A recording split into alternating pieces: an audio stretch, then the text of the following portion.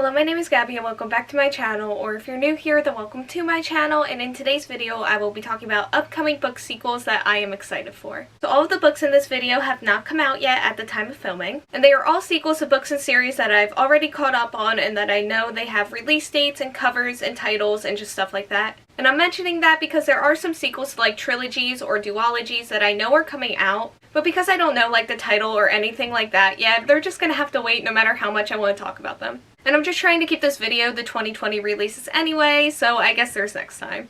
And one last thing before I get into it, these books are in like no particular excitement level order or anything, we're just going to go in alphabetical. And with that, the first book is Blood and Honey by Shelby Mahurin, which is the sequel to Serpent and Dove. So Serpent and Dove follows one of our main characters, Lou, after she has run from her coven and is currently hiding out in a city that hunts witches. We also follow our other main character, Reed, and he is a witch hunter. However, something happens and Reed and Lou are forced to marry, so we follow that, but we also follow the war between witches and the church. So this book by far is one of the craziest reading experiences that I've ever had. It's fun, it's stupid, and I just absolutely loved it. And I just can't wait to read Blood and Honey and be back into the world with all of these characters and their insanity and just everything that goes along with it. And the next book is Ironheart by Nina Varela, which is the sequel to Crier's War. So Crier's War is an own voices story that follows two girls. One is human and the other is what they call in here an autome. And these autome were once designed to be the playthings of the royalty, but they have since risen up and taken over the human race. Our human girl Ayla is a servant who wants revenge for the death of her family, and she wants to do this by killing the sovereign's daughter Crier, who is our autome main girl. And we also follow Crier's own life and problems as well.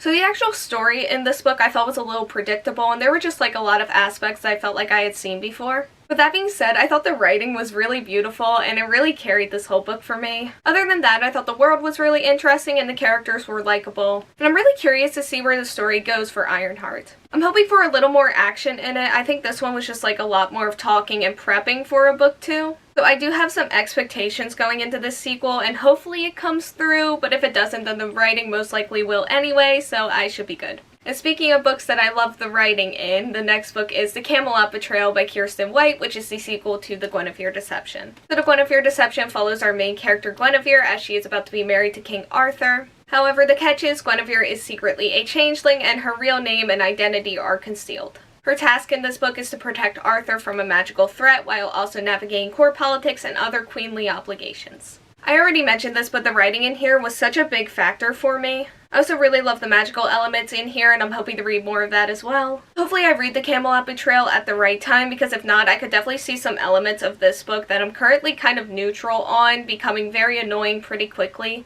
But I still have high hopes and hopefully it doesn't let me down. So the next book is The Ever-Cruel Kingdom by Chupeco, which is the sequel to The Never-Tilting World. So The Never-Tilting World follows this world that has been ruled by different generations of twin goddesses. However, in one generation, one sister betrayed the other and also defied an ancient prophecy, which ended up splitting the world in two. So one sister ends up ruling the frozen half and then the other rules like the desert half. They also each have a daughter, and we follow these daughters, Odessa and Haiti, along with their own separate traveling companions, as they are called back to the site of where the world split by these ancient forces, and these girls have every intent of healing the world no matter the cost. So yeah, there's a lot going on in this book, and I definitely did have to like constantly flip back and reread things in order to comprehend everything. But once I did and I got a good understanding, I ended up having a lot of fun and really liking the world and the characters. I did have some issues with some other aspects of this book besides the world building that took me out of this story. So I'll be going in the book too cautious, but I'm still really excited to see where the story goes no matter what issues I have with this one.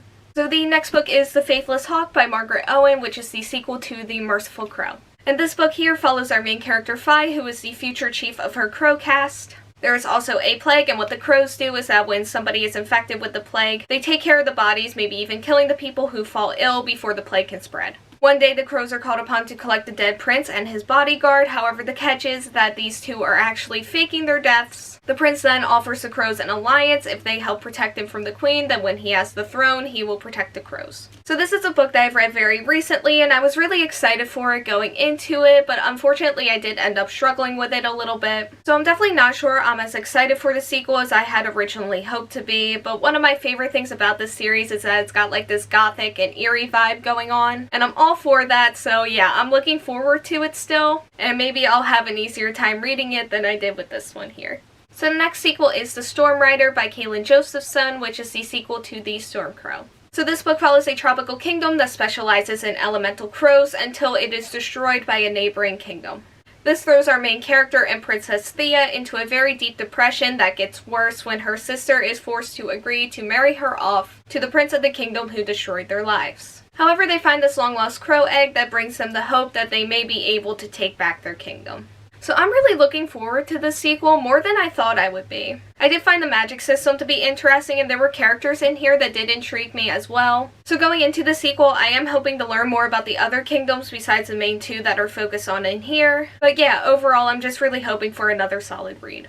And the last sequel for this video is Queen of Volts by Amanda Foody, which is the sequel to both Ace of Shades and King of Fools and is book 3 in the Shadow Game series. Ace of Shades follows our main character N after her mother goes missing in the City of Sin. N travels to the city to find out what happened to her and then quickly discovers that she is out of her usual element. She forms an alliance with our other main character Levi, who is a gang leader in the city, and we follow these two as they investigate N's mother's disappearance while also dealing with Levi's own drama and problems within the city.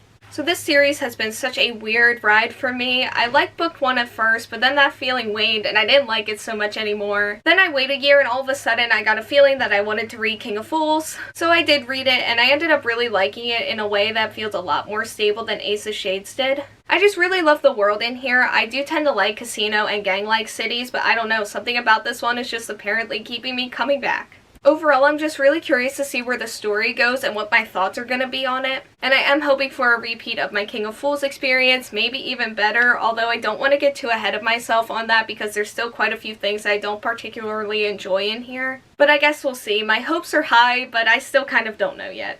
Okay, so that's all I have for this video for now at least. I do plan on making another one of these in the future when some release dates get closer and I have some more information on them. Also, I never really know when I'm going to pick up a book one and then that's going to make me want to read the sequel, but the sequel just doesn't happen to be out yet like all of these. But for now, I think this is it. Thank you all so much for watching. Like, comment, subscribe, hit the bell, and answer the question that'll be around here if you want to do that. And hopefully I will see you here next time. Bye!